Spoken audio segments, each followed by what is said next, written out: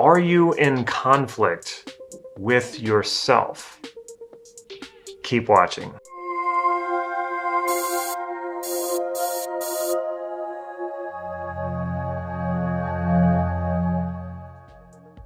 This is Life Mastery Gym. I'm Damon Card, and I teach people just like you cutting-edge NLP processes and techniques so that you can master your life and take charge of your destiny.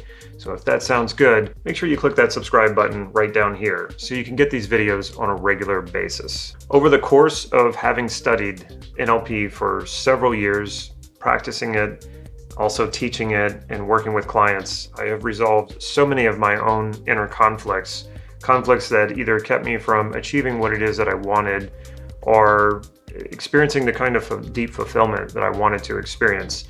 And I've also helped countless clients overcome and resolve inner conflict. So by the end of this video, you're going to have a much better understanding of how to do this. Also, I'm going to add a bonus tip at the end, so make sure you stay to the end of this video so you can get that bonus tip. This video is going to be about how this works. Now, some people get upset with me when I do a video like this because I didn't give them a step-by-step process in the video. Well, I've already done a video like that, and I will link that video here if you want a step-by-step process to do this. But without understanding the how this works, the how, not just the why, but the how, and not just the actual step-by-step, it often limits NLP students from making this work. They run through the process and they go, okay, that didn't work for me. Why did it work for the teacher? Well, that's kind of what I'm going to give you in this video is how it works, so that when you do use the process, you know how it's supposed to work. So that will guide how you do the steps. So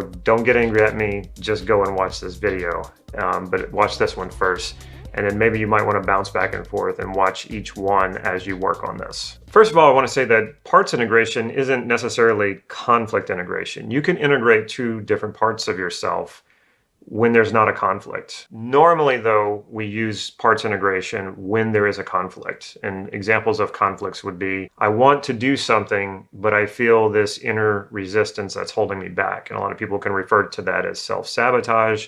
People can refer to that as fear of success, which is not really a thing. I did another video about that. Fear of failure is a real thing. So you might have a fear of failure, and that you're in conflict. Like you want to do this thing, but you fear the failure. So that would be an example of a conflict, an inner conflict. And then another one can be that you want two things, but you can't have them both.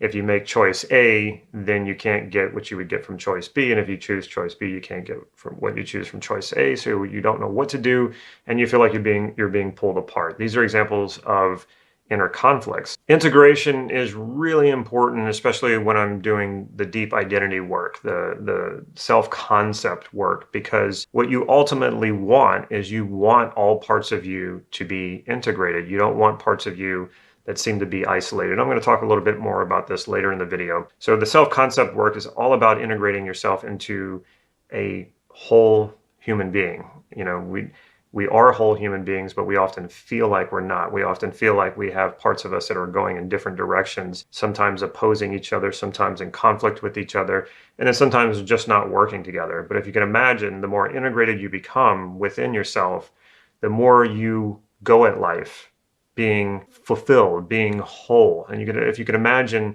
if you're going at a goal and you're fighting yourself, you're fighting resistance all the way to the goal, it's kind of like having weights strapped on your back and you're having to drag that around just to achieve something. And a lot of people pride themselves on this. They pride themselves on their discipline and their willpower. But imagine if you could just drop those weights because they're unnecessary. Imagine if you could just fully integrate yourself so that there is no resistance. You're very clear about what you want and you just go for it. Well, that's what it would be like to be fully integrated and going at your goals and everything that you want and creating the life that you want to live as a fully formed, fully whole human being. Well, that's the best way to do it. And so that's where more of the self-concept work comes from. And you want to integrate your parts to do that, even if they're not in conflict. But I'm going to focus a little bit more on conflict integration in this video. The first understanding I want you to take on is that the truth is you're never actually in conflict with yourself. I mean, it's really impossible. It's not like, if you think about it on a physical sense, it's not like your heart is in some sort of rivalry with your gut or your brain. Even though it feels like that sometimes, it can feel like it's your mind over your feelings or your feelings over your mind. You might want to make a choice that seems more logical, but you feel like you're in conflict with the way you feel about that. Your feelings are drawing you in a different direction. And so sometimes we think about that metaphorically and symbolically as like, well, my heart wants one thing, my mind wants another, or my stomach even wants something. And it's kind of like, that gut instinct wants something different. But the truth is, okay, first of all, your body is not truly in conflict. And I think some people, I know that it's pretty obvious, but I think some people forget the obvious or they overlook the obvious. So let's think about this for a moment. You're not truly in conflict with yourself. All parts of you, whether we talk about the intangible parts of you or the tangible parts of you, aren't actually in conflict. Now, how do I know that, and how can I say that? When you elicit values around what it is that you want, because that's the only time you experience any sort of conflict. You want something. You want something, but something's in your way. And when that something that's in your way comes from within, well, that's kind of hard to get at, like, especially if you don't know how to navigate that. So you want something and you go to get it, and then you experience some sort of conflict. You experience some sort of obstacle internally. And a lot of times what people think are external obstacles are really projections of internal obstacles. They say, well, I don't have enough money to go and do that thing. Well, a lot of times that not enough money is really about a feeling of lack of abundance from within projected out there. Because I can't tell you how many times someone has told me they didn't have the money, and I showed them by integrating a conflict how they could actually do what it is they wanted to do. Maybe it was necessary to earn a little extra money, and sometimes in some cases it wasn't. It was just a projection of lack of abundance. So how we get at this is to elicit values. And if you elicit values, especially your highest values, you'll start hearing words come up like passion, joy, peace, freedom, those really high level values, which you will find at almost the end of any good values elicitation on absolutely anything that you want. You will find that those things are never in conflict. Your passion is never in conflict with your peace. Your peace is never in conflict with your freedom. When you go really high level like that, you get to a place where there are no conflicts. Those are your highest values. And so this is a place that we normally go to when we go into conflict integration. In that video that I mentioned, that's exactly what I show you how to do, is elicit those values between two conflicts, or between two parts of a conflict, until you get to a place where both parts actually agree. Any part within you will find a commonality, will find common ground when you elicit really, really high level values. It will get to that place. And it's sort of a realization that you don't really have a conflict of what you want. That one whole human being that has these high level values that you want fulfilled, it's actually the strategies to fulfill those high level values that might be in conflict. So at a much lower logical level, we can drop back down into the strategies and realize, okay, yeah, the strategies are in conflict. Me wanting to make a lot of money might conflict with my strategy of creating art or doing something from the heart or doing something completely out of passion. And so I see these as two opposing strategies, but if I elicit those values high enough, I will find that they have common values. And through those common values, I can create a strategy where I can bring them both together. And a good example of this is, for the longest time, I thought I could either make money or I could do what it is that I really enjoy doing, that I'm really passionate about. The two were two separate categories. If I'm going to make money, if I'm going to focus on making money, I know I'm not going to enjoy it. So I just have to like grit my teeth and go in that direction. But if I wanted to go with my passion, which feels good, I'm fulfilling my passion, I just know that there's no money there. So it was like this either or conflict. And then of course, over time, working on this enough, I was able to resolve that conflict and realize that actually the complete opposite is true. Doing what I love doing, I've never been more successful financially doing what I love doing. And it makes perfect sense because I enjoy doing it so much. And it's easy to find the motivation to do it even when things aren't going well. At this point, you might be asking, well, okay, Damon, I'm getting this. I'm with you.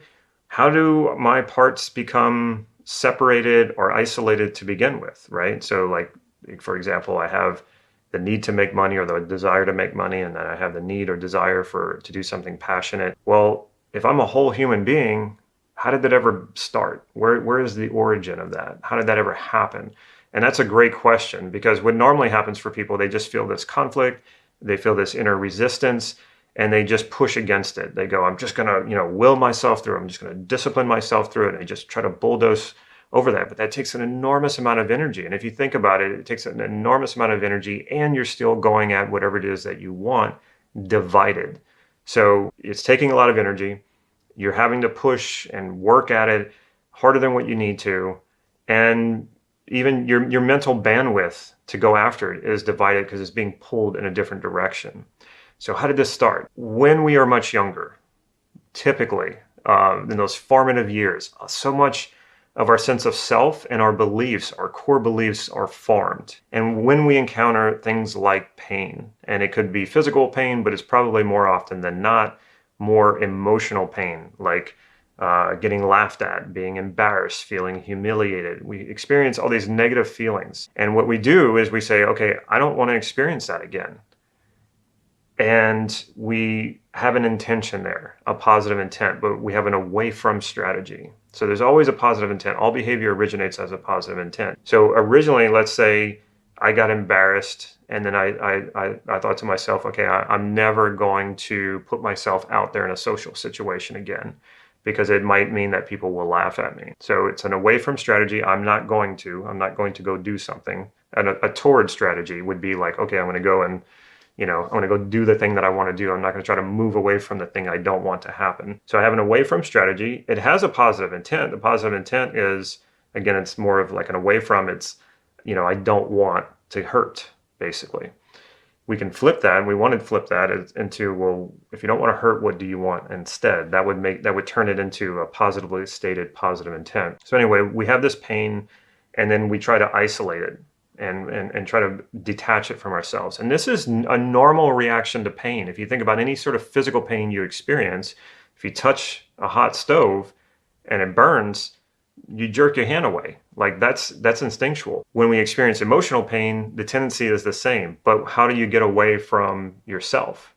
And what people will do is they detach from that part of themselves, thinking, okay, I can block that part out. I can shove that part away and not experience that pain. Well, the way that emotions and feelings work, if you give them the space, they will develop, they will evolve, they will dissipate, they will be released sort of back into the rest of you and resolve themselves. But if we don't give that feeling that space, and we wall it off and we isolate it, then it doesn't get resolved. We carry that pain around.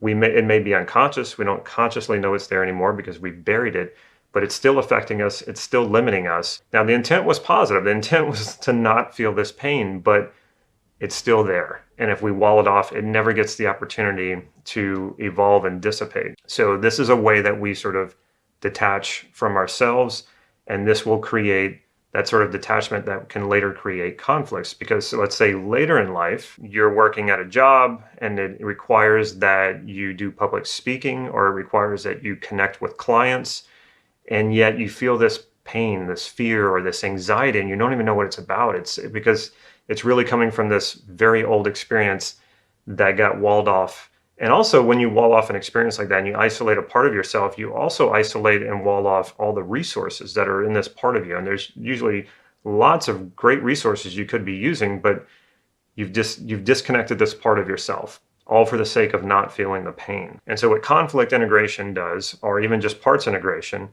is to reunite yourself with that part. And how we do that is by going to the resistance rather than pushing it away. And just simply asking, and I do this with myself. I sit with myself, and then when I'm working with clients, I have them ask themselves, what is the positive intent of this resistance? What is this part of me trying to do in a positive way? And this is where you get the gold. This is where that stuff starts coming out. Well, I don't want to get hurt. I don't want to get disappointed. I'm trying to protect you, or I'm trying to protect myself.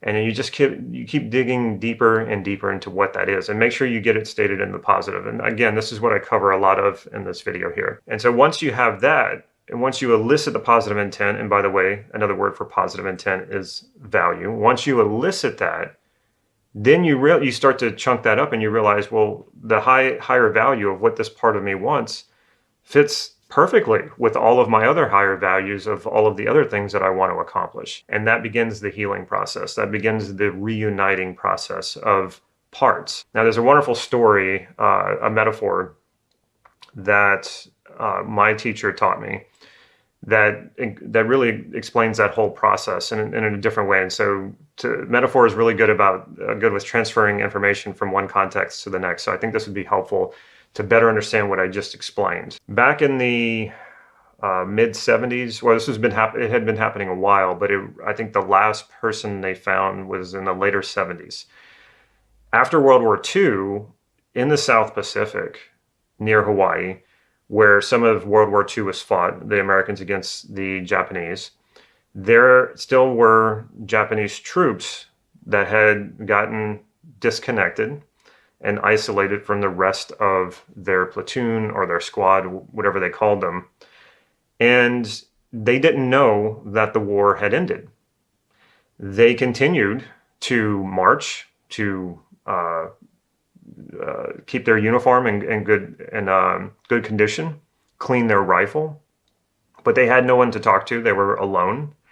There was no communication, so they didn't know that the war had ended. So they were still prepared. They were still fighting, and this went on for years and years. I mean, you can imagine from 1945-ish to 1975-ish. Around 30 years, they were still there, and people knew this because when cruise ships would go through those waters, they would often get shot at. Well, not often, but from time to time, they would get shot at. So they knew there were still soldiers in there, and they had to figure out how to solve this problem. They had to go in there and find them, and not try not to get into a conflict, and then try not to get into some sort of altercation where somebody would get hurt or killed. And so it would be easy to think of encountering these people and laughing at them and saying, what are you, crazy? You kept doing this for 30 years. Your emperor has been, out of power for this long. The war's been over for this long. What are you, stupid? And no, they didn't do that. Because what happened here? This soldier was loyal to his country, was so incredibly disciplined that he kept his uniform in good condition as best that he could. He kept his rifle in good condition, and he remained ready. He was committed. He was following orders. He was doing what he was told to do. And so how they would receive these soldiers, how they would integrate these soldiers back into society, they would get a high-ranking general who the soldier would know. And he would dress up in his full uniform with his medals and everything. And he would go out into wherever the soldier was last spotted and welcome him home, hug him, tell him, thank you for your service. Thank you for everything that you've done.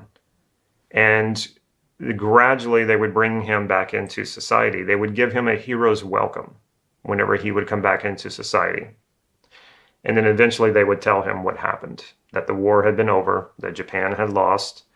And a lot of times they would take this pretty hard, but not nearly as bad as if they had just went in there, grabbed the guy, dragged him back, told him how stupid he was and how bad he was.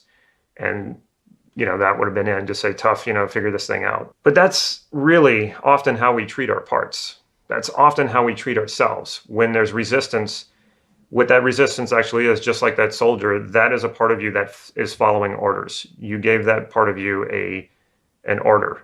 Do this, protect me. And it was done with a positive intent, but that part of you got isolated.